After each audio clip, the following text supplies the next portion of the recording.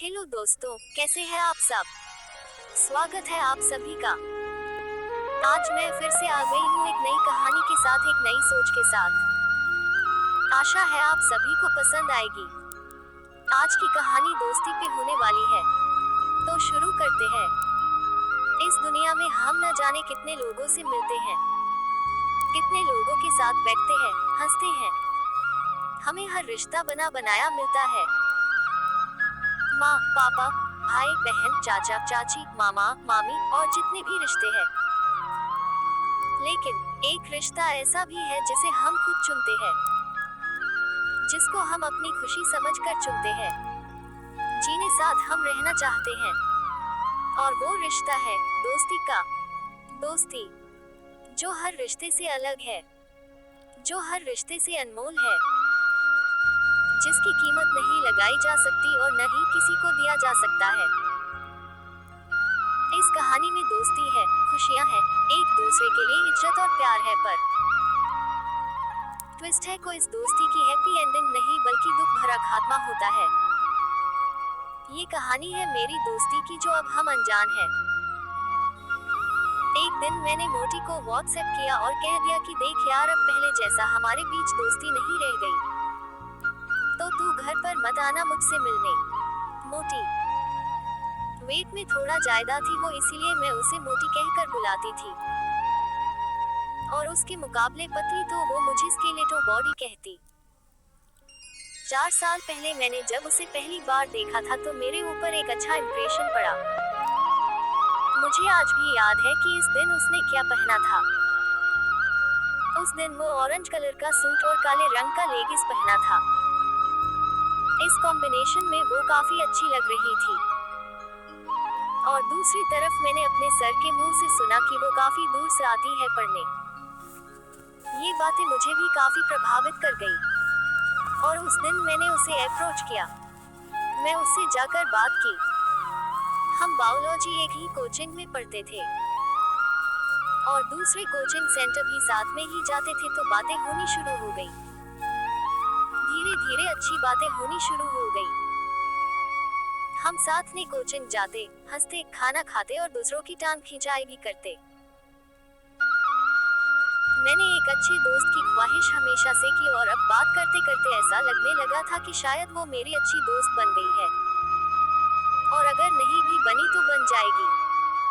उसमें वो खूबी है जो मुझे समझ सकती है, पर वो हमेशा अपने ही धुन में सवार रहती थी, और मेरे साथ जो भी टाइम बिताती मुझे लगता कि हम अब एक अच्छे दोस्त बन सकते हैं।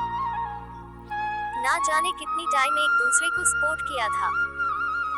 मेरे पैसे को वो ले लेती थी और मैं उसके पैसे खर्च कर देती थी। सारे लोगों को लगता था कि हमारी दोस्ती कभी नहीं टूटेगी और हम हमेशा साथ रहेंगे, पर वो कहते हैं ना रिश्ता हो या दिल आखिर टूट ही जाता है। और वैसे भी जिस दोस्ती को मैं स्पेशल समझ रही थी वो तो कभी स्पेशल था ही नहीं।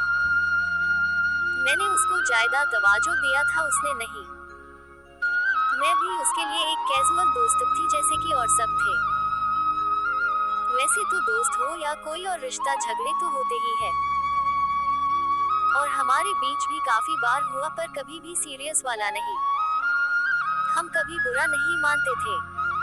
लड़ाई होती थी, फिर सुलझ भी जाती थी, पर एक बार किसी बात को लेकर हमारे बीच गलतफहमी हो गई और हम अचानक से बात करना बंद कर दिए।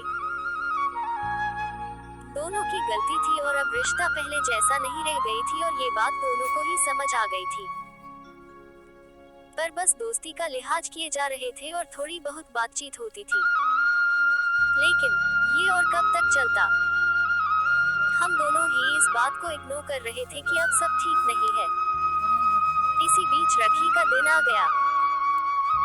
मैं और मेरी दोस्त जब अच्छी दोस्त थी तो मैं उसको हमेशा राखी बांधते थे। उस दिन भी मैंने हमेशा की तरह उसकी पसंद की राखी ली, लेकिन वो नहीं आ सकी क्योंकि उसका घर काफी दूर था मेरे घर से। मैंने भी ज्यादा फोर्स नहीं किया। फिर एक दिन वो मेरे घर के पास ही आई हुई थी, तो उसने कॉल किया और कहा कि घर आ रही हूँ। मैंने कहा आ जाओ, लेकिन उस दिन भी उसके पापा आ गए उसे लेने और वो नहीं आ सकी। मैंने कहा कोई नहीं, फिर कभी आ जाना। लेकिन उस शाम मैं सो नहीं पा रही थी।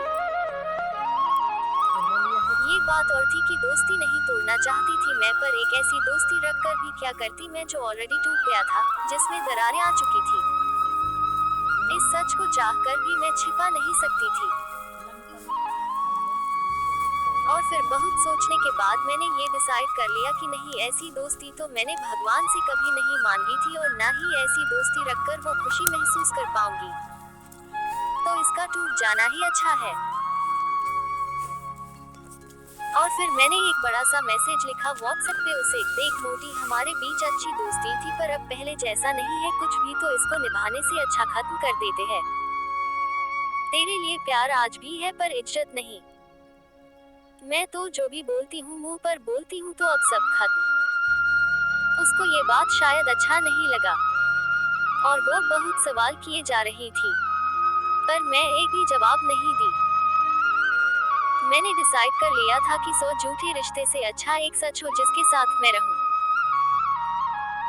वो कितनी बातें ऐसी बोली जा रही थी जो मैंने जब पढ़ा तो लगा कि आज तक दोस्ती मैंने निभाई ही क्यों। उसने उस दिन बोला कि उसने मुझे और मेरी दोस्ती को कभी ज्यादा तवाज़ो नहीं दिया था और ये बात मुझे मेरे फैसले पे ठने रहने की वजह दे दिया। आज हम एक दूसरे से बात नहीं करते, ना ही एक दूसरे की बात करते हैं। अलग अलग जिंदगी है हमारी। पर मैं खुश हूँ कि मैंने एक ऐसे रिश्ते से निकलने का फैसला किया।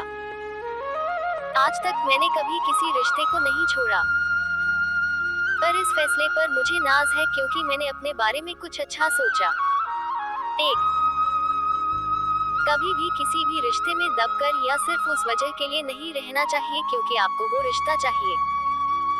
दोनों की मर्जी बहुत जरूरी है। 2, रिश्ते को पहले अच्छे से पहचान लो कि वो आपके प्यार और विश्वास के लायक है या नहीं, ताकि बाद में पछताना न पड़े। अगर आपको ये मेरी कहानी अच्छी लगी या कुछ भी अच्छा लगा हो तो प्लीज शेयर करें और कमेंट के बताएं क्या अच्छा लगा आपको।